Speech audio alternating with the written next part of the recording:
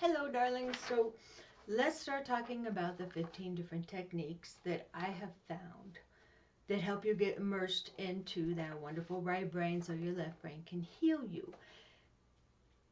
Now, as an artist, I have tried looking in many different ways. I wasn't able to get past like the first few semesters of art college, and so in this I have to tell you I'm not an expert either, other than the fact that it's what I do, and I do paint almost every day of my life at this point in my life. So to be able to start immersing yourself in looking at something, and we'll be going over this little bits and pieces too, so don't worry about grasping fully everything. Some of it is art appreciation and art history built in, and this is why the people who have huge amount of monies do spend time on art, because it really does have a lot of benefits, not just to your health, but to your mind and your psyche and sense of worth and value and ideals. I mean, the whole works. It encompasses a lot. So let's take it down as just the basics. First thing you want to look for is color. That's number one. And color doesn't mean just the basic colors that you see. I mean red, blue, green, yellow, orange, purple, black, and white. When you add in some other things like, what is aubergine? Can we make a periwinkle? Let's find my uncle's grayed out old Charger color. It doesn't matter what you call it, but try to find not only the basic colors that are there, but look a little further in. When you are looking at a black and white piece of art too, if that happens to be your thing, manga even, try to see where your eye and your brain together might want to put in a color. Because it does that. It likes to fill in things that aren't already there.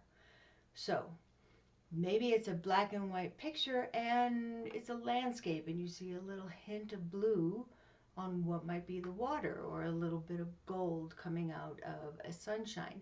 There are lots of places you can find colors, and there are limitless colors that you can actually point out.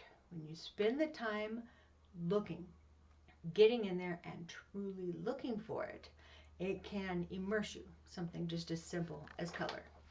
All right, number two, dark.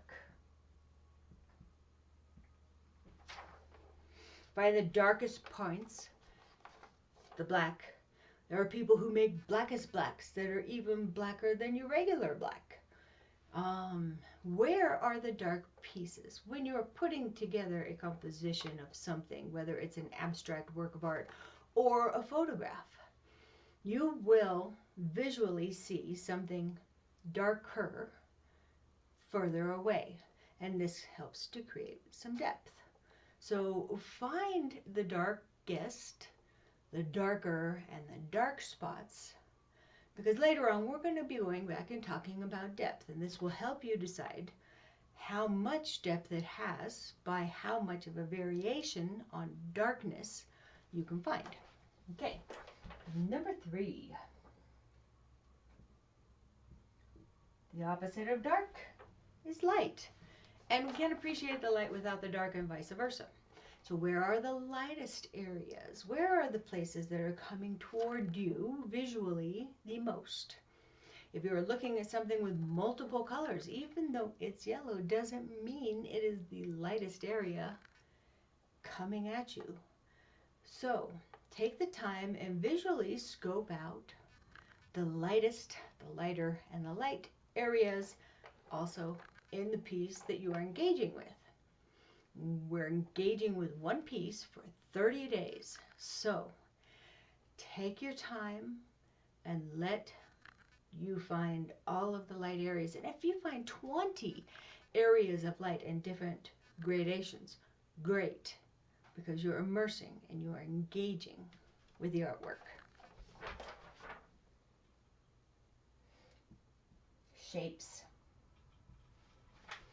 Shapes, circles, rectangles, triangles, all of everything has in it or is built upon or can be seen as very basic shapes. So go in and find an octagon in your piece. Even if it's a photograph, you can find an octagon. It could be in the way that the light is laying down on a piece of grass. It could be the way a clock is falling off of a wall. The wall is a rectangle. The clock is a circle, even if it's bent.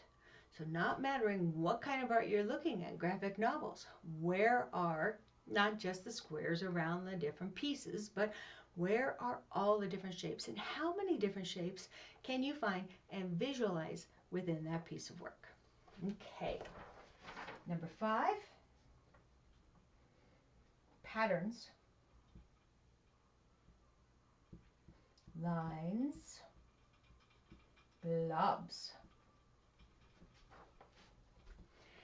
There are patterns in everything, and finding them visually within an artwork, even if it's an abstract artwork that doesn't look like there is any rhyme reason at all, if you look and engage, you will find some patterns. Straight lines, curved lines, edges. There are lines everywhere.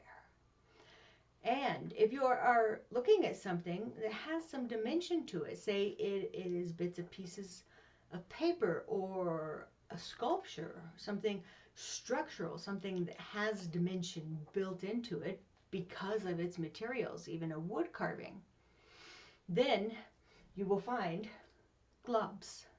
If it is paint, you will find globs. Any place that has something that is further toward you physically than the rest of the piece has a glob. So that's the first 5. Next video, we'll go through the next 5.